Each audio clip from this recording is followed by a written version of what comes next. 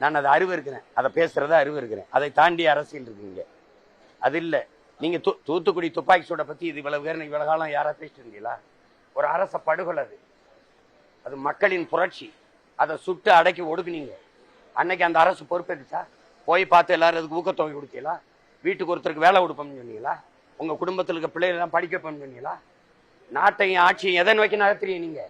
கள்ளச்சாராயம் குடிச்சு செத்தவன் கொலைப்படுத்தி செத்தான், அவனுக்கு போய் காசை கொடுத்து ஊக்கப்படுத்தி உன் பிள்ளைல நான் படிக்க வைக்கிறேன், உனக்கு அரசு வேலை கொடுக்குறேன்னா நாட்டு பாதுகாப்பை எல்லை நின்று செத்து வந்தான்ல, அவனுக்கு போய் இப்படி பாத்தியா? பணம் கொடுத்தியா? அவன் குடும்பத்துக்கு வீட்டுக்கு ஒருத்தருக்கு வேலை கொடுக்குறேன்னு சொன்னியா?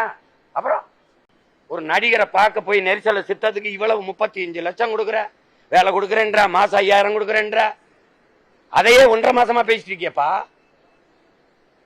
விவசாயி வீதியில் நின்று கண்ணீரோட நின்று விளைய வச்சு அந்த நெல்லெல்லாம் வீணாகதே எனக்கு. அவன் பசிக்காத, அவன் பசிக்கா கொண்டு வந்தாங்க. ஊராரின் பசிக்கு தானே உழைச்சு கொண்டாந்தா. அதை பத்தி கவலைப்பட மாட்டா, பேசவே மாட்டா.